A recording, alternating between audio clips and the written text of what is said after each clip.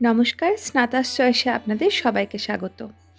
আজ বাঙালিদের খুব প্রিয় ভেটকির কাঁটা চচ্চড়ির রেসিপি শেয়ার করছি, তবে একটু অন্যভাবে। একবার রান্নাটা এভাবে না করলে কিন্তু সত্যি খুব মিস করবেন। যারা ভেটকি মাছ ভালোবাসেন অবশ্যই একবার ট্রাই করে দেখুন রান্নাটা। তো প্রথমেই কড়াতে বেশ কিছুটা পরিমাণ সর্ষের তেল নিয়ে নিচ্ছি, কারণ ভেটকির কাঁটাগুলোকে ভাজবো। আর ভেটকির কাঁটার গায়ে যদি একটু করে মাছ লেগে থাকে তাহলে কিন্তু এই রেসিপিটা খেতে আরও সুস্বাদু হয়। হাই ফ্লেমেতে ভেটকির কাঁটাগুলোকে ওলট পালট করে ভালো মতো লালচে করে ভেজে নিয়েছি। দুপিঠ যখন ভালো মতো লালচে করে ভাজা হয়ে যাবে, এবারে খুন্তির সাহায্যে চাপ দিয়ে ভেটকির কাঁটাগুলোকে একটু গুঁড়ো গুঁড়ো মতো করে নেব। এবার গুঁড়ো হয়ে যাওয়া কাঁটাগুলোকে হাই ফ্লেমেতে 2 থেকে 3 মিনিট লালচে করে ভেজে নিয়েছি। সময়টা একটু বেশি বা কমও লাগতে পারে। যখন কাঁটাগুলো এরকম লালচে মতো বেশ সুন্দর ভাজা হয়ে যাবে, এবারে এগুলোকে তুলে নেব।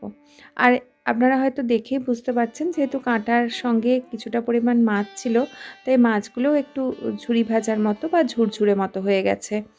মাছগুলো তুলে নেওয়ার পর কড়াতে অল্প যেটুকু তেল বাড়তি ছিল তাতেই দিয়ে দিলাম ফুলকপির টুকরোগুলো। ফুলকপির টুকরোগুলোকে আপনারা ইচ্ছা হলে একদম ছাঁকা তেলেও ভেজে নিতে পারেন, তবে ঘরোয়াভাবে অল্প তেলে করতে চাইলে এরকমভাবেও করতে পারেন।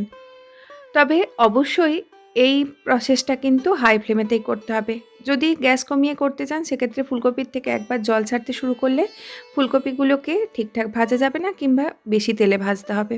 তো কিছুক্ষণ নাড়াচাড়া করার পরেই দেখুন ফুলকপির গায়ে একটা হালকা ভাজার রং চলে এসেছে।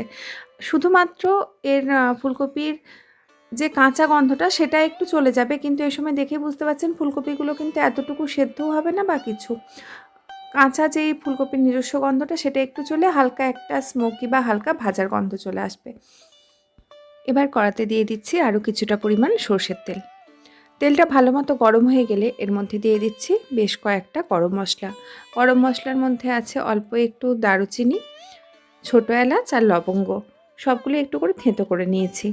গরম মশলাগুলো একটু ভাজা হয়ে যেতে এর মধ্যে দিয়ে দিলাম গোটা জিরে। সব কিছু একটু তেলের মধ্যে নাড়াচাড়া করে এর মধ্যে দিয়ে দিচ্ছি কুচিয়ে নেওয়া পেঁয়াজ। এবার পেঁয়াজটাকে ভালো মতো লালচে করে ভেজে নেব। পেঁয়াজটাতে দেখুন ভালো মতো লালচে রং চলে এসেছে। পেঁয়াজটা ভালো মতো ভাজা হয়ে যাওয়ার পর গ্যাসের ফ্লেমটা একটু কমিয়ে নিচ্ছি। এই মুহূর্তে ফ্লেম লো টু মিডিয়ামের মধ্যে রেখেছি।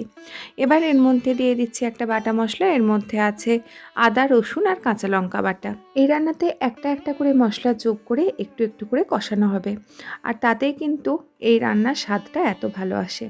তো প্রথমে আদা, রসুন, কাঁচা লঙ্কাটাকে বেশ কিছুক্ষণ ভালো মতো কষিয়ে নিয়েছি। আর একটু খেয়াল করলেই বুঝতে পারবেন মশলাটার সাইড থেকে কিন্তু হালকা হালকা তেল ছাড়তেও শুরু করে দিয়েছিল।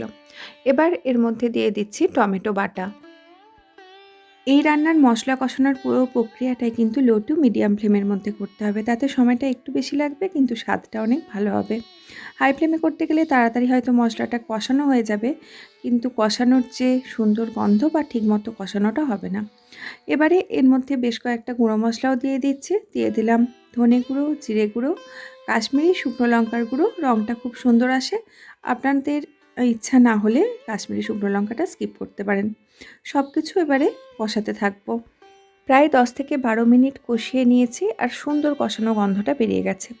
যদি দেখেন কষাতে কষাতে নিচের দিক থেকে লেগে যাচ্ছে, সেক্ষেত্রে খুব সামান্য জল দিয়ে দিয়েও কষিয়ে নিতে পারেন।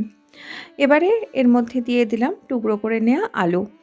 আলুগুলোকে দিয়ে মিডিয়াম টু হাই ফ্লেমে এবারে কষাতে থাকবো 3 থেকে 4 মিনিটের মতো। তবে গ্যাসের ফ্লেমটা বাড়ানোর আগে এর মধ্যে হলুদ আর নুনটা দিয়ে দিচ্ছি।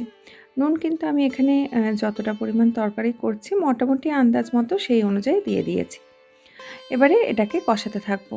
যদি দেখেন নিচের দিকে লেগে যাচ্ছে, সেক্ষেত্রে গ্যাসের ফ্লেমটা একটু কমিয়ে নিতে হবে। আলুগুলোকে প্রায় মিনিট 3-এর মতো কষিয়ে নিয়েছি। এবার এর মধ্যে দিয়ে দিচ্ছি ডুমো করে টুকরো করে রাখা কুমড়ো। কুমড়োগুলোকেও হাই ফ্লেমে কিছুক্ষণ নাড়াচাড়া করে নেব। কুমড়োগুলো দেওয়ার পর হাই ফ্লেমে 2 থেকে 3 মিনিটের মতো নাড়াচাড়া করে নিয়েছি, আর এখন মশলাটা একদম শুকনো মতো হয়ে এসেছে। এবার গ্যাসের ফ্লেম একদম কমিয়ে দিলাম। আগের থেকে ভেজে রাখা ফুলকপিগুলো দিয়ে দিলাম। সব কিছু একটু নাড়াচাড়া করে মিশিয়ে নিচ্ছি। ইতিমধ্যে গ্যাসের ফ্লেম কিন্তু আমি একদম লোতে করে দিয়েছি। এবারে লো ফ্লেমে ঢাকা দিয়ে রান্নাটা করতে হবে যতক্ষণ না সব সবজিগুলো 80 থেকে 90% মতো সেদ্ধ হয়ে যাচ্ছে। আর মাঝে মাঝে শুধুমাত্র নাড়াচাড়া করে নিতে হবে, যাতে নিচের দিকে লেগে না যায়। এই রান্নাতে আমি কোনো রকম বাড়তি জল ব্যবহার করিনি। সবজির যে নিজস্ব জলটা বেরিয়েছে তাতেই কিন্তু সবজিগুলো সেদ্ধ হয়েছে। তো বেশ কিছুক্ষণ ঢাকা দিয়ে রান্নাটা করে নিয়েছি, আর এখন দেখে নিচ্ছি সবজিগুলো সেদ্ধ হয়েছে কিনা। তো কুমড়ো, আলু এগুলো একটু দেখে নিচ্ছি। কুমড়ো আলুটা সেদ্ধ হয়ে গেলে এমনিতে ফুলকপি তো নরম সবজি, ওগুলো সেদ্ধ হয়ে যাবে। এবারে আগের থেকে যে মাছের কাঁটাগুলো ভেজে রেখেছিলাম সেটা দিয়ে দিলাম। কাঁটাগুলোকে সবজির সাথে হালকা হাতে একটু মিশিয়ে নেব।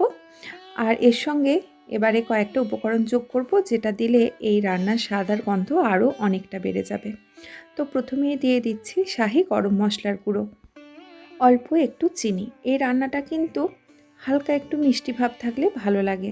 যেহেতু আদার সঙ্গে আমরা বেশ অনেকটা পরিমাণ কাঁচা লঙ্কা বাটা দিয়েছি, ঝালের সঙ্গে হালকা মিষ্টি কিন্তু এই রান্নার স্বাদটাকে অনেকটা ব্যালেন্স করে নেবে। আর দিলাম অল্প একটু দেশি গাওয়া ঘি। সব কিছু ভালো করে মিশিয়ে একদম লো ফ্লেমেতে ঢাকা দিয়ে রান্নাটা করব ১.৫ থেকে ২ মিনিটের মতো, যাতে সমস্ত তরকারির মধ্যে মিষ্টি, গরম মশলা বা ঘিয়ের গন্ধটা ভালো মতো মিশে যায়। মিনিট ২ পরে আর অপেক্ষা নয়, গরম ভাতের সঙ্গে গরম গরম এই তরকারি নিয়ে বসে পড়ুন। হলপ করে বলতে পারি সেদিন আপনার পরিবারের সবাই একটু বেশিই ভাত খাবে। আজকের রেসিপিটা কেমন লাগলো জানাবেন। দেখা হবে পরের দিন আবার অন্য কোনো রেসিপি নিয়ে। ততক্ষণ সবাই সুস্থ থাকুন, ভালো থাকুন, সঙ্গে থাকুন।